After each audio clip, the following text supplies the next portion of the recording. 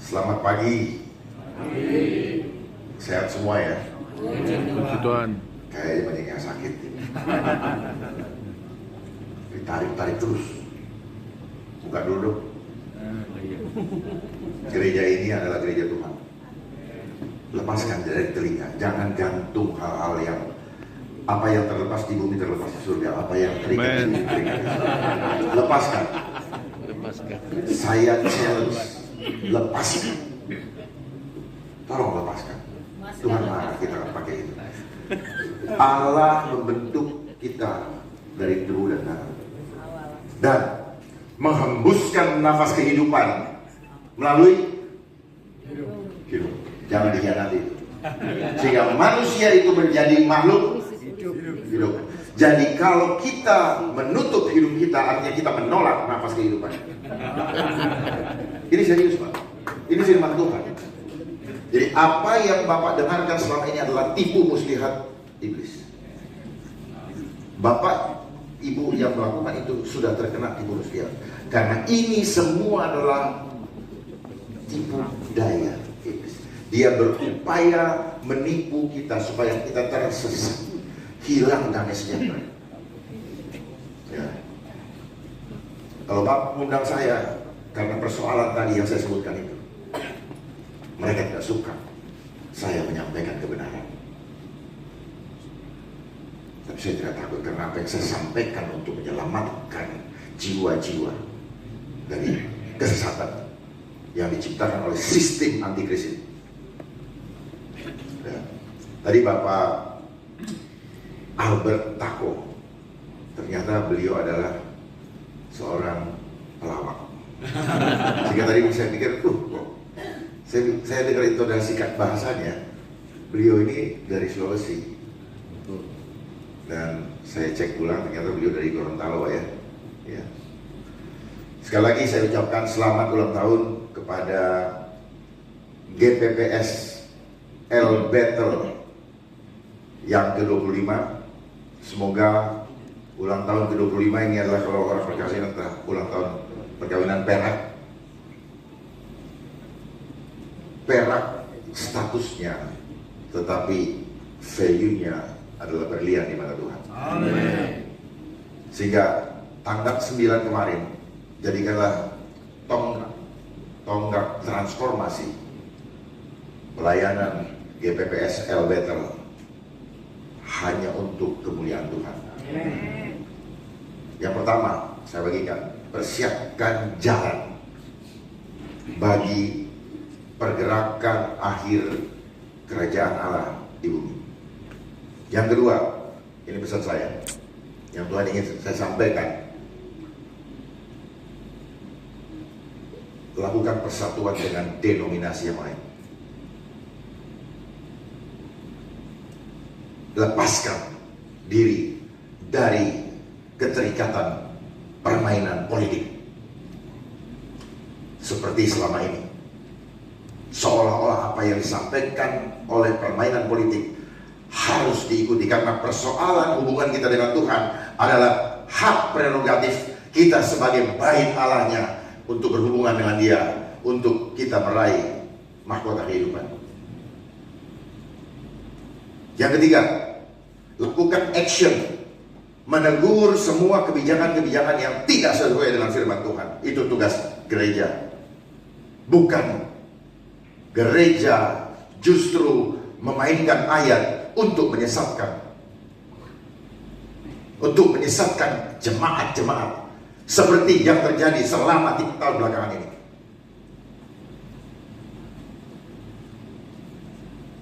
Bapak bingung.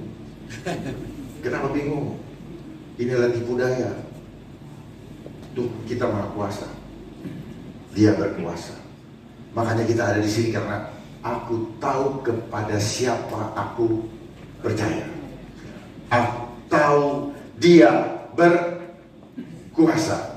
Oleh sebab itu, kalau sudah itu, maka roh yang ada di dalamku lebih besar daripada segala roh yang ada di dunia ini. Maka there is no fear anymore. Karena apa yang kita alami selama ini adalah fear engineering.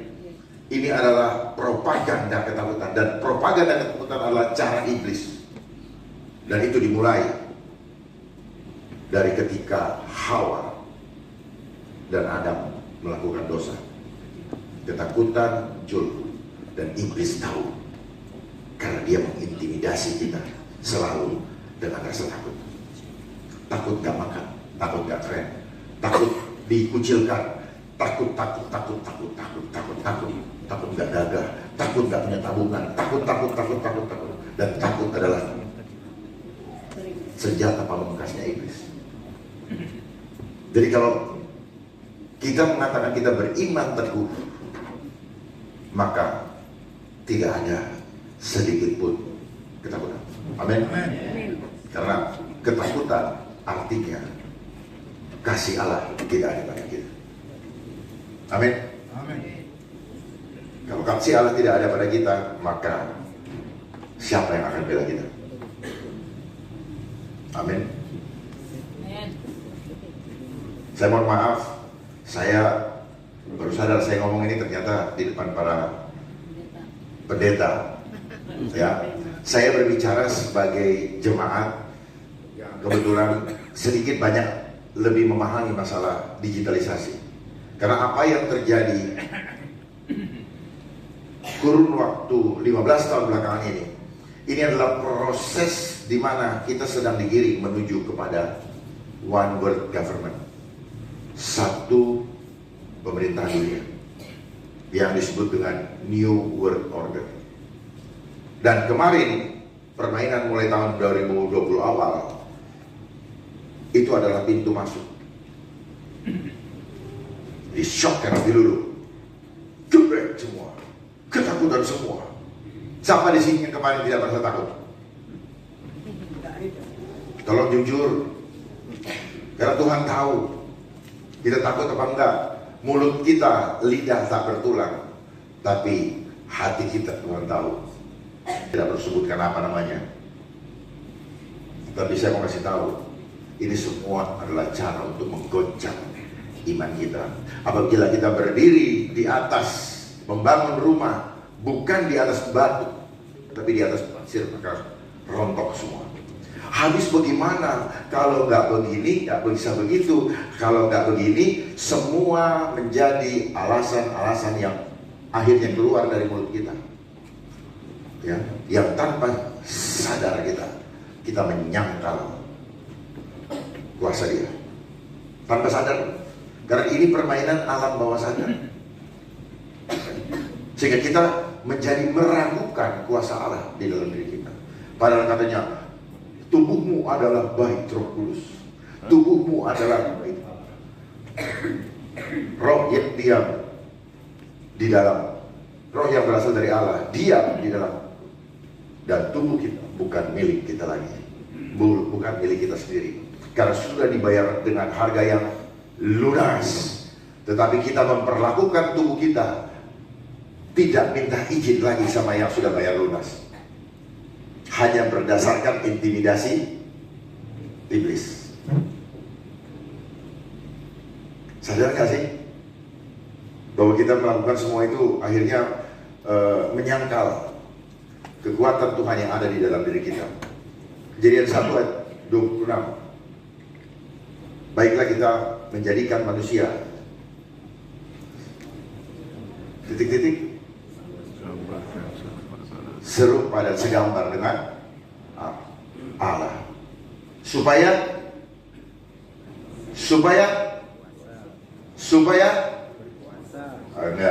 berkuasa. Supaya berkuasa atas bumi ini dan segala. Nah, yang terjadi kemarin, kita berkuasa kan? Dan kuasa itu adanya di mana? Kuasa kita, indikator kita bisa berkuasa dari mana? Ketika Bapak Ibu masih bernafas. Makanya nafasnya jangan dianiaya. Karena apa?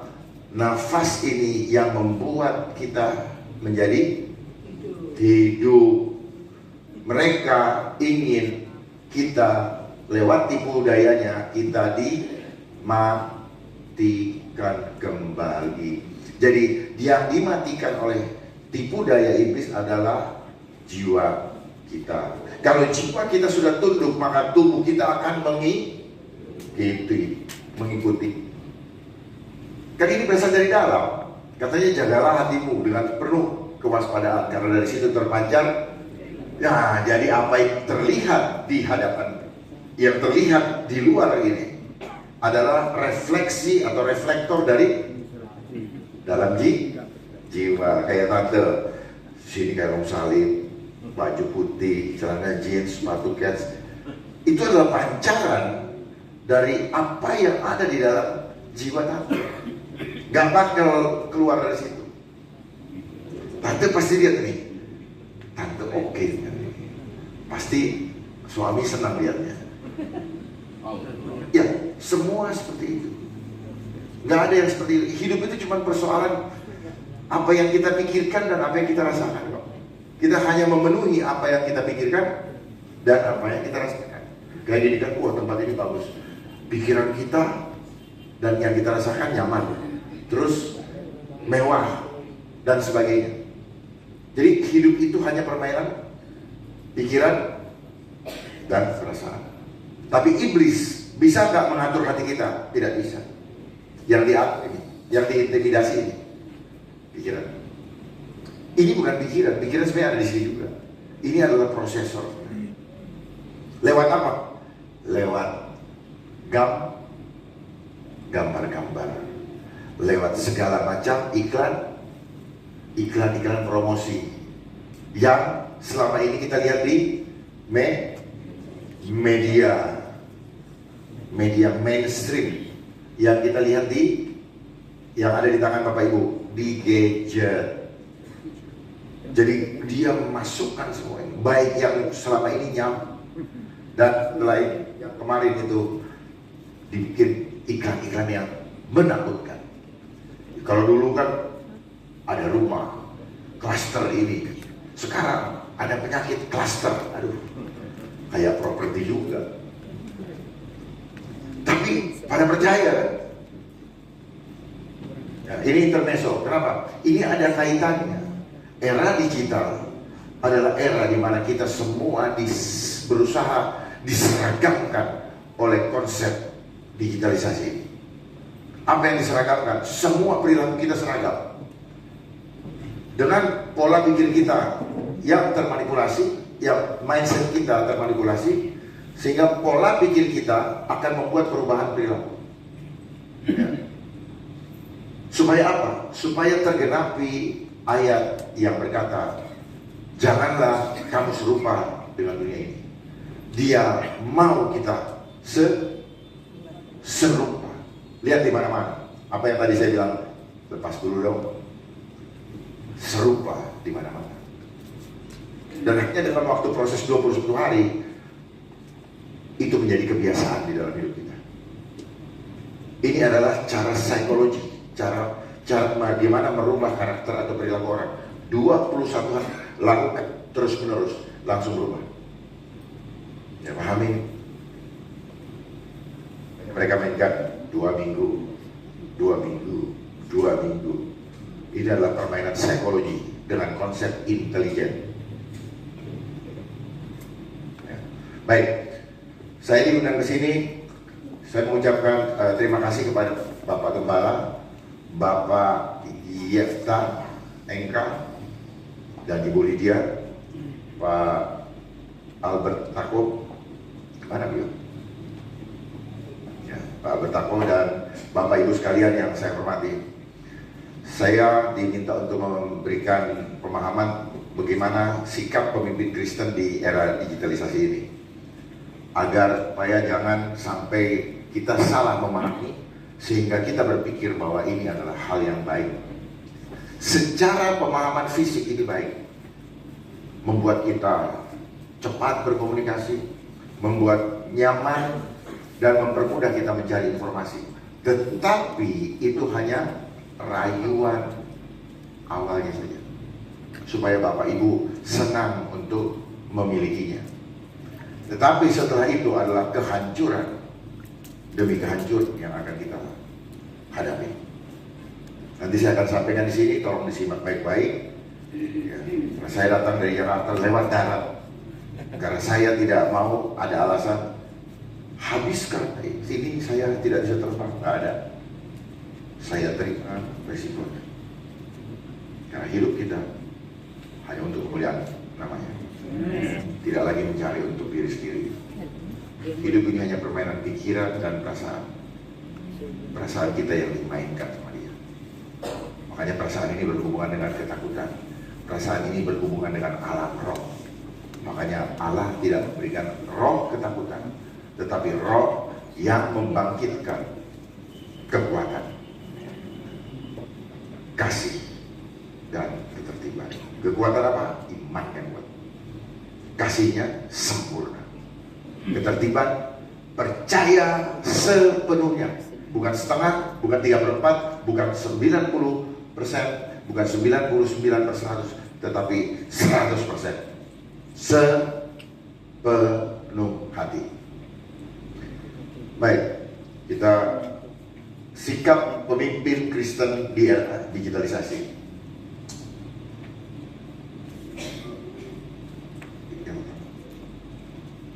Ya, silakan dilihat dulu supaya paham. Pahami agenda tersembunyi di balik penggunaan gadget sebagai sentral aktivitas kehidupan kita saat ini.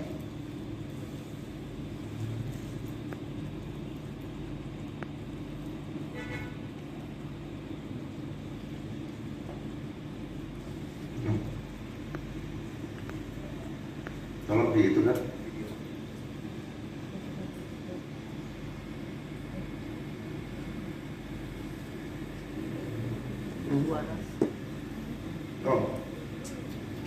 Tolong.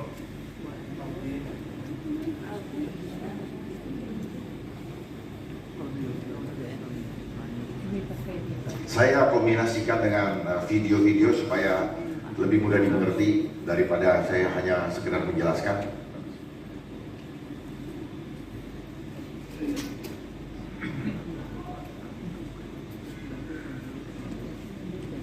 Bisa. Sekarang alat itu omnipresent di mana-mana. Sampai kita ada yang di cover, dikasih berlian-berlianan, dibawa kemana-mana. Kita sampai stres kalau ketinggalan. Luar biasa. Karena dia bermain dengan frekuensi, dia bermain dengan apa? Kekuatan spirit. Kita harus sadari itu. Benda mati saja punya spirit. Bisa nggak ya?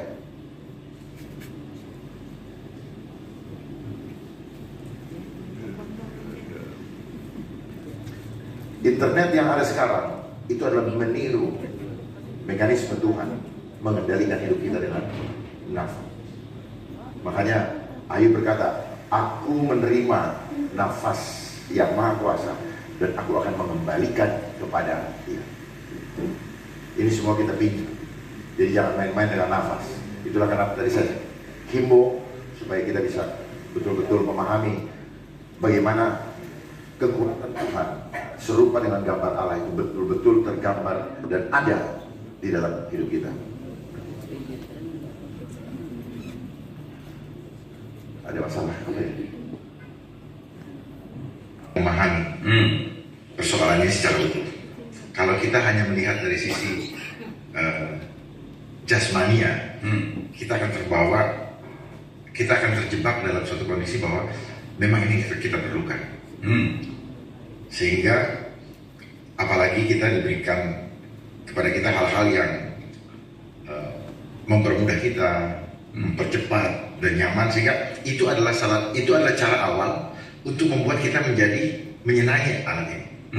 Ini alat spesial diciptakan untuk sebenarnya untuk menjalah kita seluruh manusia. Ya. Karena apa? Yang diganggu adalah pikiran dan perasaan kita. Jadi pikiran dan perasaan itu kan adanya dalam jiwa. Betul. Ya, betul. Sekaligus dia juga merusak fisik kita. Jadi kalau kita mempertanyakan apakah ini sahabat atau musuh, sangat tergantung kepada pemahaman orang itu. Tetapi bagi saya yang paham secara utuh, saya akan mengatakan ini adalah jebakan. Yang sering menjebak kita itu biasanya musuh kita. Iya, gitu. Jadi kalau ini bilang musuh, ini alat yang musuh pakai untuk menjebak kita. Oke. Nah, musuh kita siapa? Kita udah tahu bersama. Yes. Ini hanya alat ini adalah cara untuk menggantikan peran Tuhan di dalam hidup kita, mengambil alih banyak hal di dalam hidup kita. Khususnya satu, kamu boleh sibuk dengan segala aktivitasmu yang dipusatkan, yang mereka sebut dengan network. Kalau bahasa Melayunya itu pegawai artinya. Sebenarnya kita budak. Itu supaya apa? Supaya kita hanya taunya ini dan itu, beraktivitas di sini, dan waktu kita habis. Dia tidak ingin kita mencari Tuhan. Itu yang terjadi, dan kita lihat faktanya. Berapa jam kita gunakan setiap hari. Itu digiring, Pak. Digiring. Diciptakan seolah-olah ini adalah perkembangan teknologi secara alami.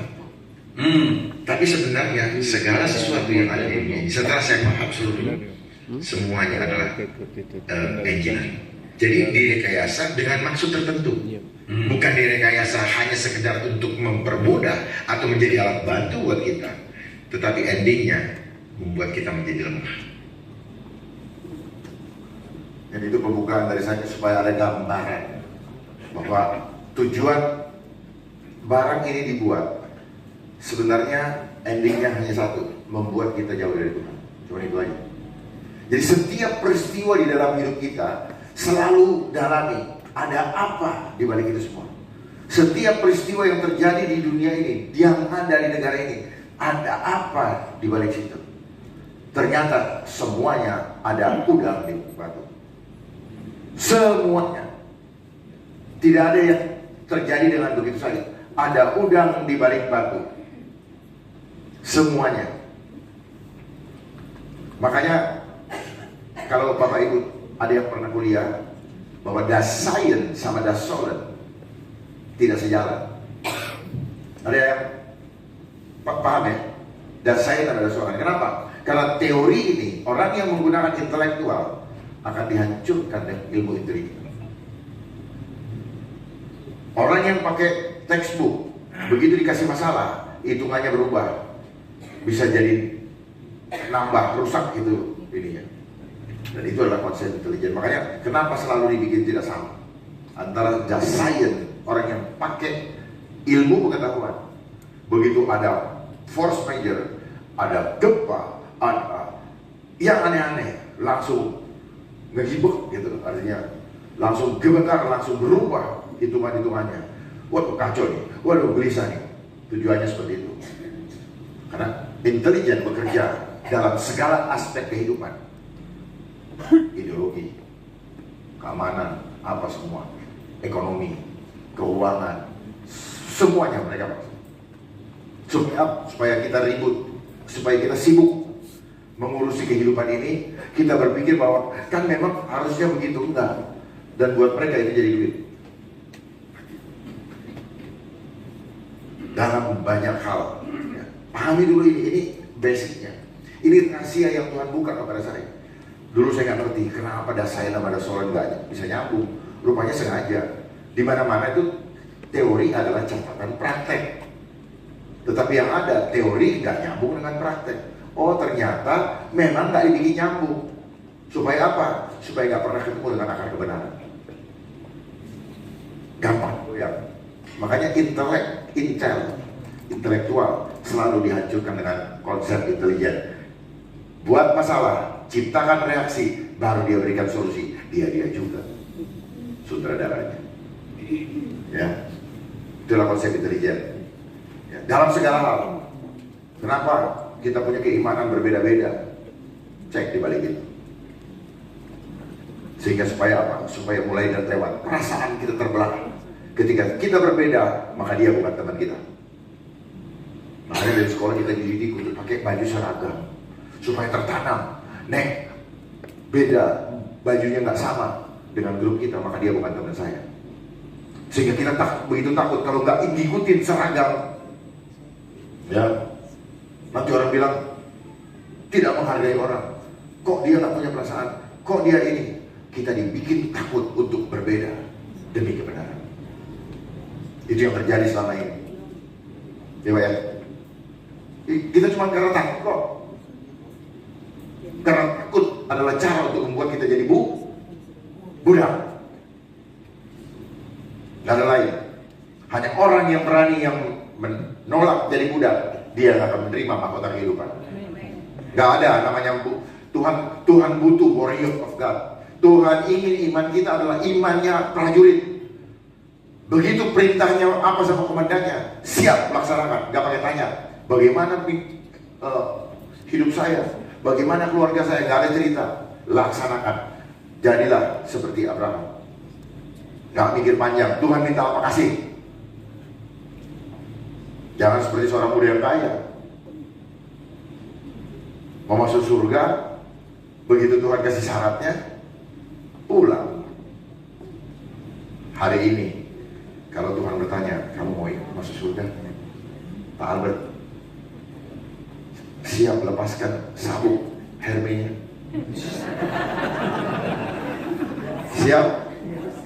Siap tinggalkan ibu? Nggak bisa. Istri sekalipun kalau Tuhan minta Bapak tinggalkan. Itulah iman kepada dia. Dia bermain dengan rasa. Iman juga bermain dengan rasa. Begitu rasa Bapak tidak bisa melepaskan keterikatan dengan dunia, maka kita tidak berkenan. Kita tidak layak. Kok merengut? Pasti tabungannya banyak. Orang yang tabungannya banyak penakut. Kalau orang yang nggak punya tabungan, Tuhan cepet-cepet.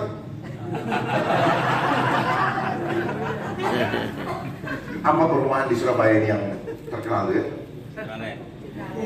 Citraland itu.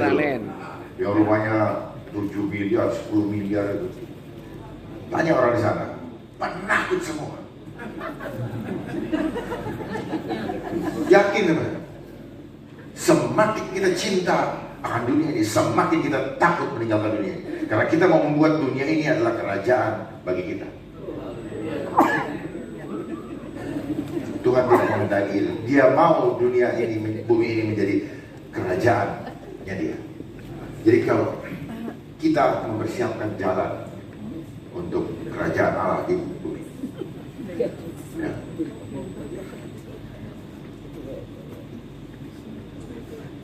Mana selanjutnya? Nanti banyak pertanyaan aja.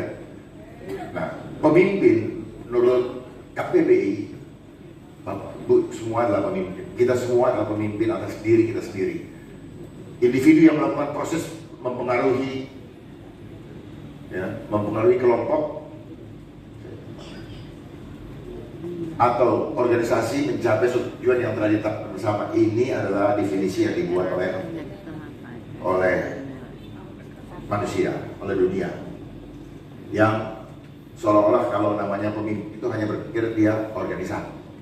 Kita terbawa bahwa ketika kita berbicara masalah gereja Tuhan, kita berpikir tentang gereja dalam bentuk organisasi GPPS atau GBI atau apapun juga. Sebenarnya tidak demikian. Ya. Pemimpin di mata Tuhan bukan dalam organisasi, tapi dia bisa mengikuti tuntunan Roh Kudus. Bukan seperti yang dunia ini kan. Kalau dunia terlalu banyak bersiasat, ya, pemimpin adalah seni untuk membuat anak buahnya mengikuti apa yang dimaui oleh pemimpinnya. Iya, kalau nilai-nilainya nilai-nilai buah-buah roh. Kalau bukan buah-buah roh, ikut. Itulah kenapa banyak terjadi persoalan anak buah menjadi korban karena mengikuti pimpinannya yang tidak sesuai dengan firman Tuhan. Lalu menyesal, menangis. Kenapa ini semua? Karena takut akan jabatan, takut cinta akan Tuhan. Dan orang selalu kena masalah dulu baru menyesal. Dan penyesalan kenapa selalu datang di belakang? Karena kita tidak tahu apa yang akan terjadi di depan. Karena kita hanya melihat udang di balik, tidak melihat udang di balik batu. Apa sih dari semua persoalan ini? Dan itu disengaja oleh sistem dunia ini supaya kita selalu mana buktinya, ya, mana buktinya, mana datanya. Selalu manusia dunia, iman dunia selalu minta data dan bukti dulu. Ayo, kalau pada saat masa zaman Nuh, Bapak minta bukti, Bapak minta data Bapaklah jadi bukti dan datanya. Karena sudah tidak ada lagi kami yang generasi sekarang yang melihat, oh ternyata Pak Albert masuk dalam data yang kena bandang, banjir bandang. Mau seperti itu? Sadar nggak kita? Bahwa selama ini kita selalu iman dunia, melihat baru percaya. Padahal Allah menciptakan, dia melihat gelap, lalu dia bilang jadilah terang. Berbeda iman kita kepada Tuhan dengan iman orang-orang dunia. Dan itu adalah sistem worship of science yang dibangun selama ini. Makanya mereka selalu kasih data terus di gadget kita. Wah, lihatkan ini semua, dikasih pusing kita sampai kita nggak tahu mana yang benar, mana yang enggak. Lalu dia membuat ada istilah hoax. Ya, dia bangun. Kalau mereka yang cap ini hoax, itu hoax itu. Padahal mereka dipakai untuk mengignore kebenaran itu sendiri. Jadi mereka yang cap hoax, justru mereka yang tidak benar. Ini adalah masa post-truth, masa kebenaran dibolak-balik. Supaya apa? Ini adalah bagian daripada tipu daya iblis. Sehingga kita yang mindset kita textbook, akhirnya kita banyak yang tersesat. Kita percaya karena orang punya jabatan. Bapak sekarang percaya saya, oh Pak Darno bintang 3. Jangan percaya, ujilah setiap roh. Mereka yang ngomong semua itu, ujilah rohnya. Dia berbicara berdasarkan firman Tuhan atau tidak? Atau ada udang di balik batu, ada uang balik itu juga, sehingga mereka mau berbicara. Saya ini tidak mengejar apa-apa. Saya melaksanakan apa yang menjadi tugas dari Tuhan kepada saya. Boleh tanya Bu Lydia. Jadi setiap ada yang berbicara, uji dia punya roh sesuai dengan firman Tuhan. Kalau nggak sesuai dengan firman Tuhan, tolak dalam nama Yesus. Ya, karena banyak orang-orang yang menggunakan jabatannya, baik itu yang di bidang entertainment, di bidang organisasi yang mana-mana ahli-ahli seperti ahli Taurat. Dia menyampaikan, tapi dia tidak menyampaikan kebenaran. Bagaimana kamu bicara benar sementara hatimu jahat? Karena apa yang keluar dari mulut terpancar dari dalam hati. Dan Bapak bisa lihat, ini orang jujur nggak? Lihat matanya. Tatap matanya. Ya. Orang jujur berbeda dengan orang tidak jujur. Orang penakut berbeda dengan orang berani. Keberanian dan ketakutan itu cuma bicara roh kok. Bapak Ibu yang selalu ngajarin saya, tidak tahukah kamu bahwa Allah tidak memberikan roh ketakutan, tapi roh yang membangkitkan kekuatan. Buktikan itu gitu, di dalam kehidupan kita. Kita ini medianya Tuhan, tapi iblis gunakan media untuk apa? Untuk menyuarakan, memberikan, menjadikan kita mengikuti dia. Kitalah yang menyerahkan. Iblis tidak pernah bisa mengatur hati kita, tetapi karena dia kasih pikiran-pikiran lewat gambar-gambar, image-image, lewat narasi-narasi, maka kita serahkan kita punya hati kepada dia untuk dikuasai. Kenapa kita sudah mendengar firman Tuhan? Cuma kita nggak melakukan, cuma dengar, tapi dengar juga dari iblis. Tapi yang iblis pasti menarik dulu. Kenapa menarik? Karena iblis tampilkan dalam benda-benda fisik, bentuk-bentuk fisik, dan permainan dunia ini apa? Dia harus lihatkan fisik-fisiknya, ya, sinetron, sehingga ketakutan. Ada sinetron baik, ada sinetron jahat. Ada yang tiba-tiba jatuh, dia tuh celaka nih, besok-besok kita begitu. Enggak, takut sih. Kalau nggak ada takut, kita nggak pernah akan mati fisik sebelum waktunya Tuhan panggil. Jangan pernah menggunakan istilah telah meninggal dunia karena menderita penyakit itu sesat. Ya, jangan pernah bolak-balik itu. Saya challenge yang mengatakan itu. Kematian kita adalah waktu kita sudah selesai dan rumah kita sudah tersedia. Jangan dipolitisir, ya, jangan dimanipulasi. Selama ini dimanipulasi. Telah berpulang ke rumah Bapak. Jangan juga menggunakan kata seperti itu. Terkesan hidup ini boleh seasiknya, setelah itu pulang rest in peace. Peace di dunia, di alam roh enggak, dia teriak-teriak. Tolong jangan dimanipulasi bahasa itu, hanya untuk menenangkan yang ditinggalkan. Tetapi apa? Sampaikan apa yang Tuhan mau sampaikan. Selama ini kita menggunakan bahasa firman Tuhan itu apa? Bagikan pedang bermata dua. Ya. Tuhan Matius 10 mengatakan, aku datang bukan membawa damai. Bukan dia, ya yang penting enak aja, yang penting ini, yang penting baik-baik. Enggak, aku datang membawa pedang untuk memisahkan antara pikiran dan roh. Tuhan ingin memurnikan kita. Dia mau kita selalu, dia yang utama dalam hidup kita. Ya, ini karakternya. Jadi ini saya buat definisinya. Ini pemimpin Kristen adalah individu yang memiliki iman yang teguh kepada Kristus. Ya, catat ini, Kristus, dan menularkan kepada seluruh Bapak Ibu kan pemimpin, seluruh anggota atau jemaat yang dipimpinnya, serta memastikan terimplementasi dalam sikap dan tindakan nyata. Nah, bagaimana kita bisa melihat implementasinya dalam tindakan nyata kalau kita kasih contoh? Kalau pemimpinnya penakut, anak buahnya lari kocar kacir. Itu justru gereja harus menjadi penyeimbang di dalam kehidupan berbangsa dan bernegara. Bukan mengikuti arus. Salah gitu. Dan hianati apa yang Tuhan sudah taruh di dalam hati Bapak Ibu.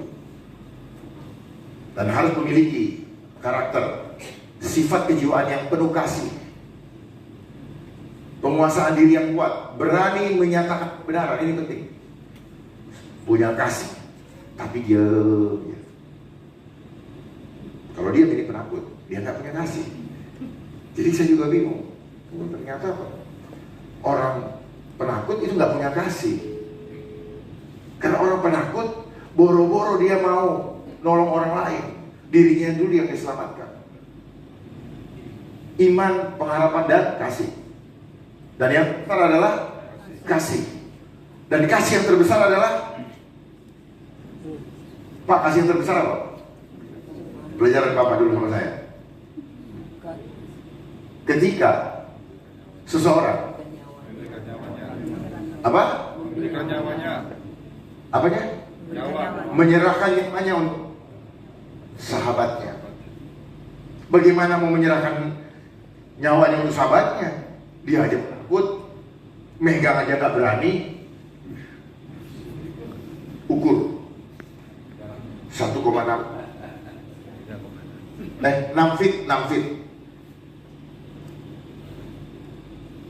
Pelukan gak mau nolong. Berarti kan kita bohong kan? Hebat ya? Bermain nanti iblis Pak Pendeta, Pak Albert ya. Penting ini Pak. Berani menyatakan kebenaran, rela berkorban. Banyak yang umpat,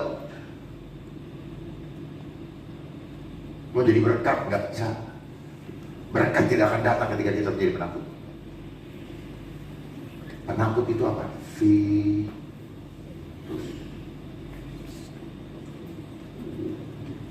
Virus itu apa? Spirit, roh. Syaratnya kualitas rohani, ada buah roh. Buah roh gak akan bikin takut. Ada penguasa diri. Orang takut berarti roh penguasa dirinya gak ada. Jadi bukan cuma berani aja. Orang pukul kita diam, itu aja enggak. Roh penguasa diri juga termasuk menguasai untuk tidak takut. Ya. Kapabilitasnya apanya? Imannya. Ya. Tangguh, tidak perlu diragukan lagi.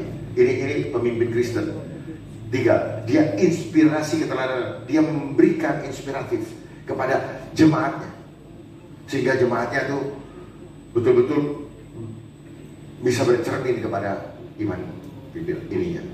Bukan berarti jemaat menggantungkan imannya kepada pemimpinnya, tetapi pemimpin juga harus menyiapkan imannya supaya siap diutus ke tengah-tengah serigala.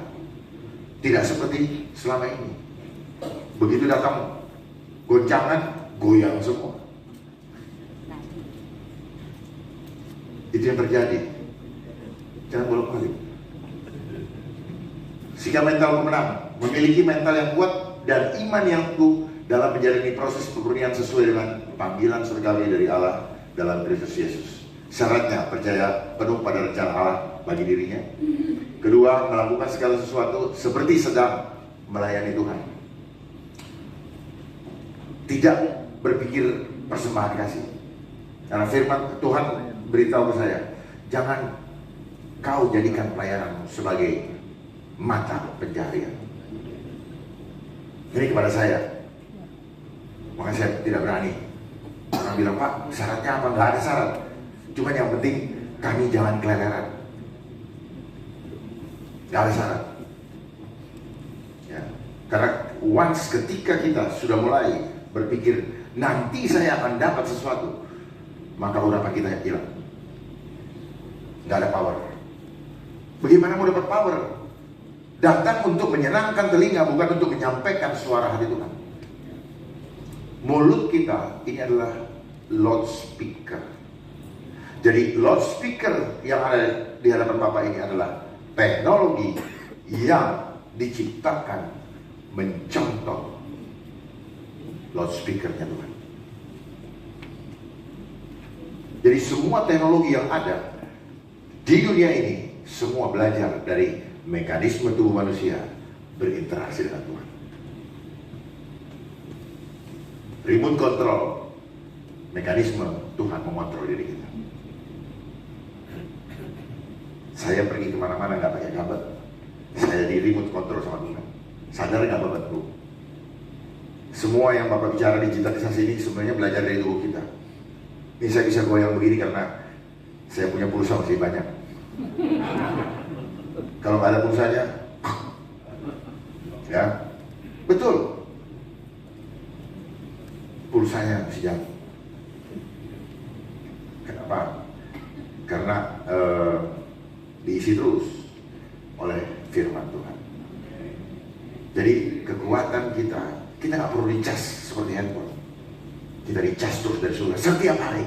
Jadi mujizat datangnya setiap hari, setiap saat. Tidak seperti gini. Kita berpikir bahwa mujizat itu kapan? Sesuatu yang unpredictable. Tidak. Kalau kita paham firman Tuhan, mujizat baru setiap pagi. Amin. Amin. Amin. Era digital. Saya cepat saja di sini, Bapak foto aja, ya, atau nanti saya bisa tinggalkan supaya lebih banyak ditanya jawab. Umum suatu kondisi ini yang dari mereka, tapi ini yang saya pahami, ya. Karena definisi yang ada di Google, yang ada di buku-buku, itu definisi untuk menggiring kita supaya kita tidak paham sebenarnya ada apa di balik itu. Ya kita dibikin mengawang-awang, pusing gitu. Nih dari saya, suatu zaman yang baru, di mana seluruh aspek kehidupan manusia akan dikendalikan sepenuhnya oleh teknologi cyber yang terhubung dengan internet antara satu perangkat dengan perangkat lainnya melalui proses digitalisasi sebagai artificial intelligence. Ini ada kata intelijen lagi nih. Ya, ada kata intelijen lagi. Semua bicara intel. Makanya kita tidak mengenal kuasa Tuhan. Kenapa? Yang diasah cuma intelektual. Ya. Spiritualnya tidak. Sehingga Bapak Ibu tidak paham. Ya, kita semua selama ini tidak paham mengenai dunia spiritual, dunia alam roh. Karena kita nggak diajarin. Kita IQ di sekolah itu cuma IQ semua.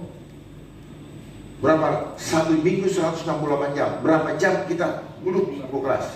Hasilnya 0 besar. Hasilnya minus.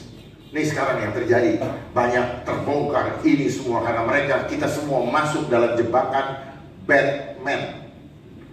Ya, dari sekolah diadu bersaing. Padahal kita orang yang mengerti mengenai kasih, kita diadu. Kejar, cara ngadunya apa? Kejar angka. Dari situ sudah ditanamkan sifat jahat, sehingga kita suka cari angka itu. Sadar atau tidak? Jadi selama kita mengikuti sistem sekolah Islam ini, sifat jahat sudah ditanam kepada Bapak Ibu sekalian, termasuk saya. Bahasa Ibraninya resa. Sifat jahat sudah dibangun. Ya. Karena patokan kita adalah kesuksesan dunia. Lewat apa? Lewat banyaknya jumlah angka. Gak ada yang lain. Coba perhatikan, dan kita begitu takut berangka. Angka ibu di bank berapa? Nanti kalau so di ICU keluar semua itu apa? Ya, jual semua rumahku, jual itu gunung Semeru. Yang penting aku tetap hidup. Kalau sekarang ditanya, ya itulah. Ya, angka, semua angka. Jemaat LBN berkembang pesat. Kenapa? Jumlah jemaatnya banyak. Bagus. Tetapi jangan hanya dia berkumpul. Pergi keluar. Cari jiwa-jiwa. Jangan hanya mengandalkan kepada iman kembali. Bentuk seorang pemimpin Kristus harus membentuk dombanya dengan kualitas gembala. Jangan jadikan domba. Karena domba nanti akan diadu.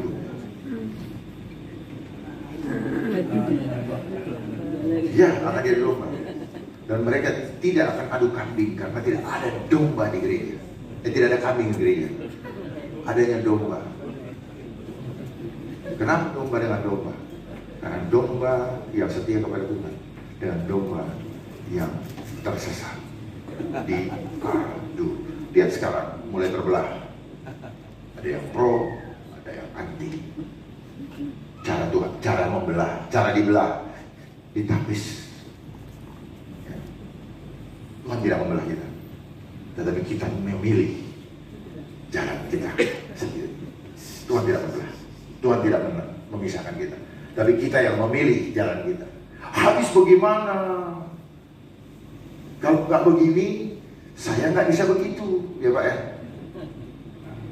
Itu adalah jebakan Batman. Kita terjebak dengan itu namanya tipu daya. Jadi daya itu Pak, dia berupaya begitu rupa supaya akhirnya kita mau dengan pembenaran diri mengatakan ya udah nggak apa-apa deh. Kita menggunakan ayat cerdik seperti monyet, tulus seperti center class. Jadi sama aja. Ya, kita diberikan ayat-ayat pembenaran. Allah bekerja dalam segala sesuatu untuk mendatangkan kebaikan. Oh, banyak banget saya dengar orang ngomong itu. Saya bilang penakut loh. Kita jangan menggunakan ayat untuk pembenaran. Pakai ayat untuk memuat begitu. Kalau kita dengarkan ayat kita lemah, berarti something wrong. Karena firman itu roh kebenaran. Dan setelah kita mendengarkan firman, dia akan menggiring kita, merubah kita menjadi semakin dibenarkan di hadapan Allah. Bukan semakin tidak benar. Bapak Ibu semua, data saya juga dari aktivitas kehidupan manusia dan barang secara otomatis menggunakan artificial intelligence. Artificial intelligence ini kalau Bapak Ibu cari di Google artinya apa? Kecerdasan buatan. Apakah demikian? Tidak. Dia yang cerdas. Kita yang dibuat goblok. Ini dia selalu terbalik. Sebenarnya bukan kecerdasan buatan. Ini adalah artificial intelligence. Zen. Nah, intelijen itu apa? Dia mata-matai kita. Ini alat art itu apa? Seni. Ya, seni buatan untuk memata-matai kita. Itu Pak. Saya lihat Bapak dari tadi senyum, Bapak memperhatikan. Berarti Bapak akan menjadi berkat. Karena gini, orang yang tidak ngantuk berarti dia siap untuk jadi berkat. Karena orang yang ngantuk, dia egois. Egois. Kenapa? Dia tidak ingin mendapatkan sesuatu untuk dia bagikan kepada orang lain. Saya dulu pernah ngantuk, saya tahu, saya cuek. Tapi setelah saya perhatikan, baik atau buruk yang mempresentasikan atau yang kita lihat, selalu ada hikmat di balik itu. Selalu kita dapatkan sesuatu, dan itu berguna untuk pertumbuhan iman kita. Kenapa lagi? Salah saya apa? Gitu.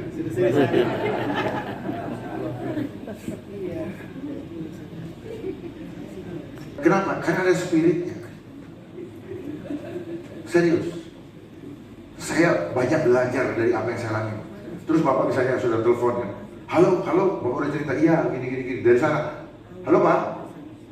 Bapak udah bicara 5 menit, 10 menit. Dari sana, halo. Kesel kan? Gampang Pak. Bikin hidup kita jadi dosa. Gampang sekali. Bikin sesuatu yang tidak sesuai dengan harapan aja selesai. Langsung drop saya. Ya. Langsung membuat kita itu naik. Sekarang kita masuk ke berikutnya. Definisi teknologi.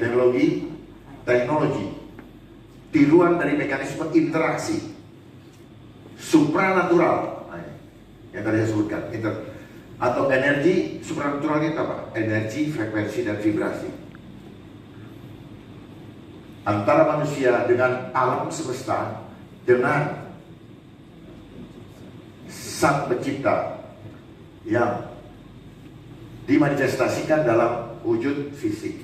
Itu alasannya kenapa teknologi menjadi sesuatu yang sangat mahal harganya, karena sesuatu yang bisa kita lihat mata, mekanismenya dia manifestasikan dalam bentuk fisik, jadilah disebut teknologi, makanya mahal. Tetapi begitu ada yang baru, lah harganya jatuh. Itulah permainan ya. Nah, teknologi berasal dari makna katanya teknologi, teknik, tanpa logika. Kalau ada yang bilang, oh cocokologi, karena dia ilmunya belum nyampe. Teknologika, makanya logika kita semua sekarang DAP. Tahu DAP? Dampi. Dungu. Ya, dan logi berasal dari bahasa Yunani. Artinya singularnya atau tunggal kan, logia.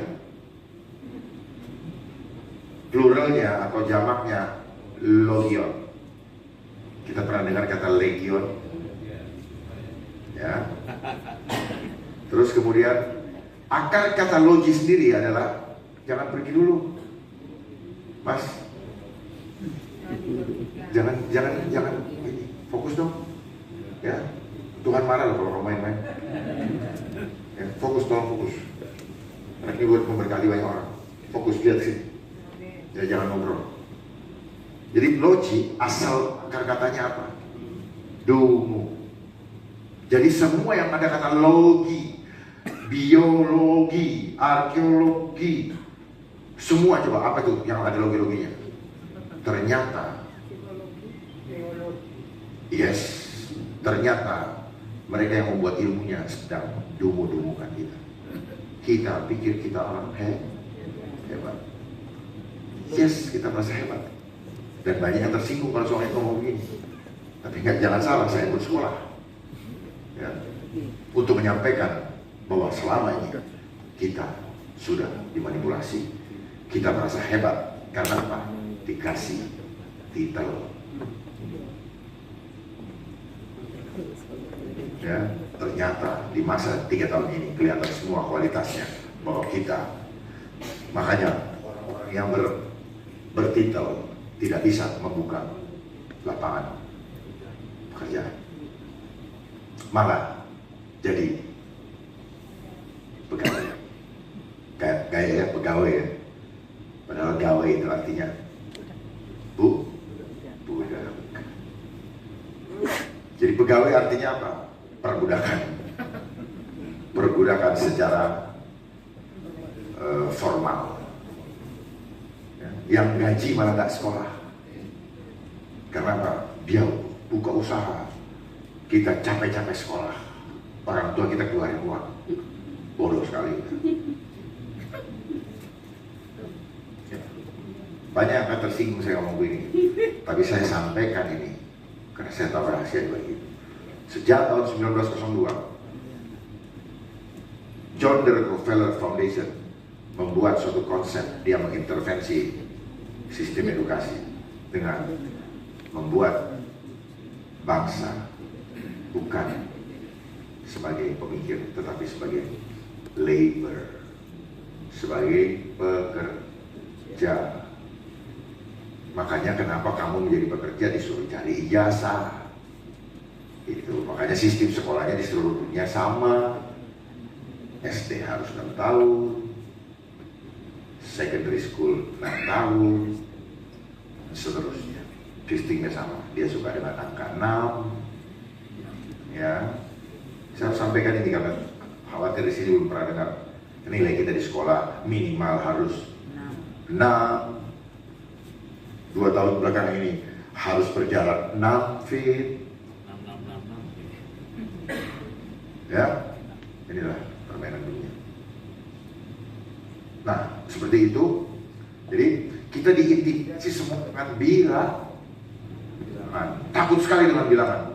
Makanya orang yang takut dengan bilangan akan menerima tanda bilangan atau mark of the beast, tanda binatang. Itu karena orang yang suka bilangan kelakuannya kayak binatang. Oh, lihat di video-video yang begini, binatang kan?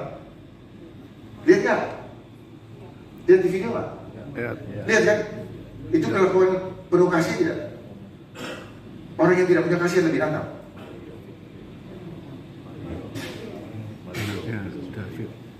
Ya, dan akan banyak lagi terjadi. Catat teman saya, akan banyak terjadi waktu ke depan ini. Karena ini adalah masa pelatihan. Semua karena apa yang masuk ke dalam tubuh kita mempengaruhi karakter kita. We are what we eat. Segala sesuatu ketika kita rusak bait Allah, maka kelakuan akan jadi buas. Dan termasuk gadget-gadget ini, dia membuat anak-anak buas. Catat, nanti saya kasih lihat pembuktiannya. Banyak orang nggak percaya. Kenapa digital parenting kasih ini biar nggak ganggu rumahnya. Hasilnya hancur 5 bagian otak. Prefrontal cortex, cerebellum. Prefrontal cortex itu otak bagian depan. Cerebellum itu otak kecil yang berada di bagian kepala. Jadi kalau narkoba merusak 3 bagian otak, tapi gadget merusak 5 bagian otak. Jadi orang bilang, oh darurat narkoba. Enggak, ini yang darurat. Bayangin bangsa ini akan hancur. Masuk ke dalam kamar. Anak kita tubuhnya ada di dalam kamar. Tapi mindsetnya dimanipulasi. Dan dia sendiri yang akan hancurkan dirinya. Apalagi bangsanya. Kalau kita sudah hancur, maka bangsa kita akan hancur. Dengan sendirinya. Tidak perlu ada intervensi militer dari luar. Hancur sendiri. Oh, dia hancurkan dirinya sendiri kok. Jadi ini alat bunuh diri juga. Banyak yang bunuh diri. Orang dibully akhirnya. Dibully aja. Kamu jelek, hidung kamu besar. Langsung. Betul. Ya. Kamu botak, kamu begini. Kamu jelek, orang tuamu begini. Dia stres, Pak. Itu yang mau dicari iblis. Iblis itu datang sebagai dia Dia adalah bapak segala pendusta. Dia mencuri, membunuh, dan membinasakan. Dan banyak orang mati itu ya, bukan dalam iman. Dia mengambil sikap keputusan bukan karena langkah iman, tapi langkah takut.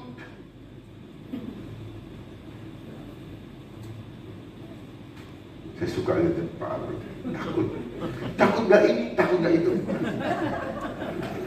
Ya, lanjut. Ya karena tadi saya ketemu beliau di bawah, saya mulai ketemu chemistry-nya. Nah ini chemistry ini ilmu alam roh, Pak. Chemistry kan kimia yang terkoneksi. Padahal dari mana? Dari nafas. Coba Bapak Ibu dulu. Bapak Ibu waktu jatuh cinta ngobrol-ngobrol kan, lihat mata. Tapi kan kalau Bapak lihat mata terus Ibu nggak bernafas, nggak ada kan? Betul nggak? Nah dari situlah Pak, Chinese sebenarnya itu. Jadi nafas ini penting sekali ya Bapak Ibu. Makanya rumah yang tidak ada nafas kehidupan cepat akan dimakan rayap. Jangan main-main dengan nafas. Oh begitu ya. Ya. Jadi ketika Bapak menarik nafas, Bapak menarik kekuatan dari surga. Makanya kalau orang stres, turun stresnya. Jadi kekuatan itu kan. Jangan main-main. Terus kalau begini bagaimana mau? Orang yang begini kan orang stres. Serius. Ya, saya nanti buktikan. Melihat orang kayak begitu, kita tidak nyaman. Dan dia juga sendiri nggak nyaman. Cuma apa? Karena terbelenggu. Karena intimidasi oleh rasa takut. Takut denda. Takut doang. Denda pakai apa? Angka menit. Ya, inilah. Sudah ini sendiri pengertian globalisasi ya ini. Mereka bilang globalisasi itu adalah cara untuk menyatukan seluruh sistem seluruh dunia, terkoneksi satu dengan lain. Nah, misalnya saya yang punya pemikiran seperti itu, saya akan duduk-duduk, saya kontrol Surabaya kayak apa, lihat Jakarta seperti apa, Bandung seperti apa, Semarang seperti apa, dia kontrol itu. Ini Pak Albert ini mulai nggak ini, udah delete aja, nggak ada gunanya. Begitu Pak. Tunggu waktunya. Ya. Apa yang saya sampaikan ini akan terjadi manakala tinggal pilihan di tangan kita, first choice. Kita akan ikut kepada kebinasaan atau kita bertahan dengan iman kita. Berbahagialah kau yang dianiaya karena namaku, karena dia yang akan memperoleh kerjaan Allah. Jadi worship bukan berarti sekedar kumpul-kumpul, tapi jiwa kita terhubung atau tidak. Tuhan tidak melihat rupa, Tuhan melihat hati. Harus paham dulu kenapa gadget tidak. Karena di dunia ini sekarang terjadi gerakan globalisasi. Nih, di foto saja. Ya, saya kalau ngomong panjang bisa Bapak Ibu nanti lapar. Seperti ini. Jadi life engineering. Jadi ini globalisasi, akhirnya adalah suprasistemnya adalah life engineering. Life engineering itu apa? Kita punya kehidupan pribadi per pribadi dirubah, direkayasa. Seperti sekarang yang mereka bilang apa? New normal. Itu tujuannya. Jadi penyatuan semua ini supaya kehidupan kita keluar dari kendali Tuhan. Tidak ada lagi dalam kendali Tuhan. Kita tidak punya lagi free will. Dia paksa. Sehingga keluar dari kata-kata dari gini. Saya sebenarnya tidak mau, tetapi terpaksa. Saya sebenarnya Tuhan kasih tahu dalam hati saya, sebenarnya ini tidak benar, tetapi terpaksa. Sehingga keluarlah kata-kata, habis bagaimana? Habis bagaimana? Habis begitu. Nanti saya nggak bisa masuk mall. Ya ampun, mau dapatkan mahkota kehidupan, kamu bandingkan dengan masuk mall. Habis gimana? Nanti saya nggak kerja. gaji 5 juta kamu bandingkan dengan kerajaan surga. Pantas? Pantas nggak? Tidak pantas sama sekali. Kerajaan surga hanya dimurahkan gitu, tidak terlalu mahal harganya. Ya. Jadi ini program mereka Money Power Control Populasi. Saya kan bukan bawa firman Tuhan, saya bawa ini secara umum ya, supaya Bapak paham dulu apa sih yang terjadi. Ini mereka punya. Nah, money sudah dikuasai. Yang tadi saya bilang angka-angka itu, sistemnya mereka kuasai. Terus kemudian power, sistem pemerintah. Bukan saja di Indonesia, tapi di seluruh dunia mereka kuasai. Makanya semua kebijakan, siapa yang kuasai? United Nations. Siapa yang kuasai? United Nations. Nah, United Nations inilah yang nanti akan menjadi organisator daripada pengendali world order atau pemerintahan antikris. Ya. Yang selama ini kita selalu dipropagandakan bahwa perbuatan dia adalah visi dia adalah visi misi yang baik untuk kita, padahal ada udang di balik batu. Mereka sedang menanamkan ketergantungan kepada mereka, termasuk kita meminjam uang, sehingga kita boleh mereka atur, gitu Pak. Jadi apakah kita merdeka? Sebenarnya kita tidak merdeka, tetapi kita dikontrol oleh mereka. Lewat apa? Lewat permainan hutang, di mana kita selalu harus pinjam uang sama mereka, padahal kita adalah negara yang kaya. Tidak perlu kita melancurkan kepada mereka. Terus kita hormatin lagi dia. Yang boros siapa? Kita. Kenapa kita sampai seperti itu? Karena kita menyerahkan iman kita dijajah. Semua konsep yang kita terima adalah konsep dari mereka. Sekolah konsep barat, agama juga dari barat. Apa yang ada dari barat? Model baju dari barat, jam tangan Rolex dari barat, berlian mereka juga. Ibu punya berlian nggak? Punya? Jual Bu.